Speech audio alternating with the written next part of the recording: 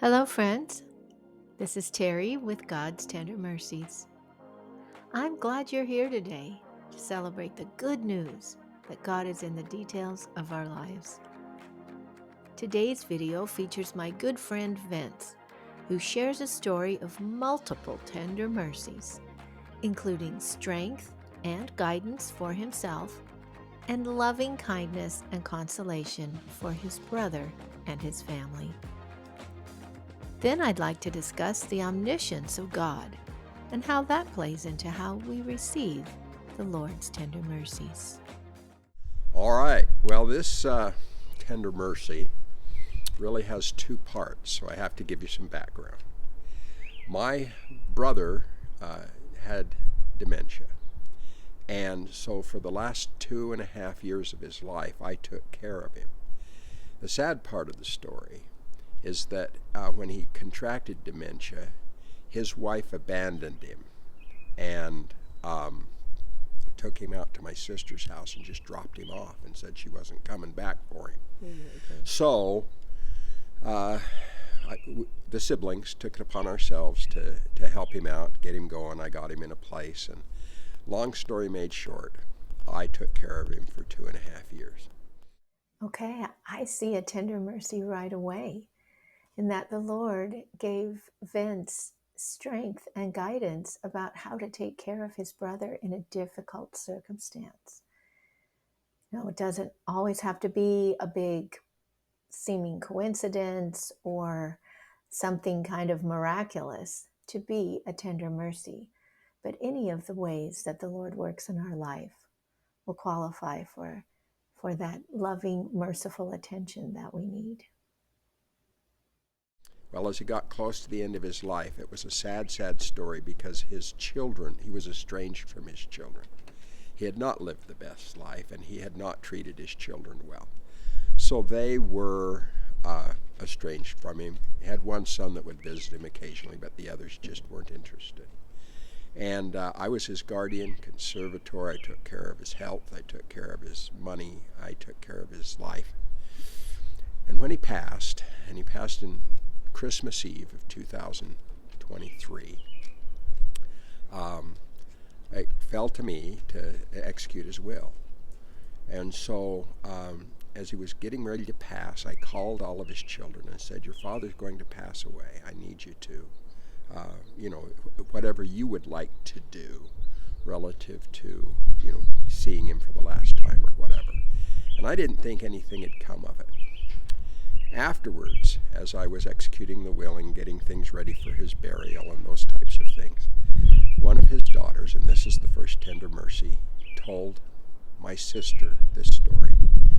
She had decided to go see her father, and her father had been comatose. He hadn't spoken, he hadn't gotten out of bed, he didn't eat, he was just dying. And she decided to go see him one day and take her brother and her husband with him. When she went there, he was awake. That was a miracle. The second thing was, he remembered who she was, he remembered her children, and they were able to have a wonderful conversation. She told him that she loved him, and he apologized to her for what he had done, and she left. And then he went right back to the state he was in before. What a loving kindness that was for the brother's family, for his daughter to be able to come and speak to him, and for him to be coherent and to apologize, and for them to exchange loving words before he passed through the veil. That made a big difference in her life and in his. We know our life continues. And so I know that that was a loving kindness for all of the family, to have that peace of mind that some reconciliation had come there at the end. And I know they will continue to work on that relationship in the spirit world. The second part of the tender mercy was that he only had one request when it came to his interment. He wanted to be buried next to my parents, which was difficult because it was in a part of a cemetery that was pretty full. But because he didn't have much money, we went ahead and had him cremated. And we called the mortuary and the cemetery, and we asked them if he could possibly be interred near our parents. And here's the second tender mercy. They said, we'll have to check. And when my parents bought their funeral plot, they bought a single plot, a deep one, and whoever was interred first was going to go on the bottom, and whoever was interred second would be on top. So it was a running joke for years that Mother always wanted Dad to die first because she didn't want to impede her resurrection. And so we laughed about it, and he did. He passed first and was buried deeply. Then then Mother was passed, and we thought she was buried on top of him. And so we didn't think there was much hope that this urn could be interred with their remains. Well, the guy called me back and he says, boy, have I got to tell you a story. He says, there was a beautiful tree right there by your dad's grave, and between the time your dad passed and your mom passed, that tree grew up and grew roots right over the top of your dad's casket.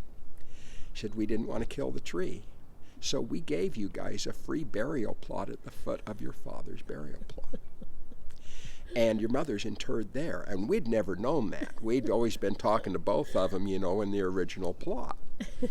Well, they said because of that, there is just enough room in the corner of your father's grave, between the roots and the edge, to put in a vault. And so my brother was able to be interred with his parents, which was the only wish that he had. And so we felt that God was watching over us and that we were very, very blessed. So there's 2 tender mercies for you. Yes, that was definitely a tender mercy.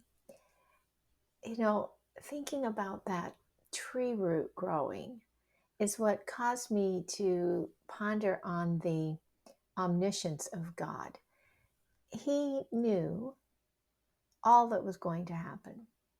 He knew that the tree would grow roots over the top of the casket.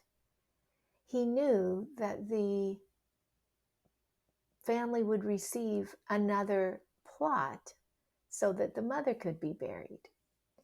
And he knew that his son, Vince's brother, would need to have that consolation that he would be able to be buried next to his parents.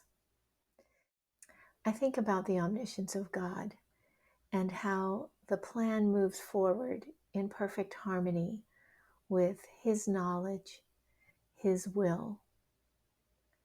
It reminded me of a song by Doyle, Lawson, and Quicksilver, one of my favorite bluegrass bands. It's called He Made the Tree, and I'm going to share the lyrics with you and encourage you to listen to the beautiful song.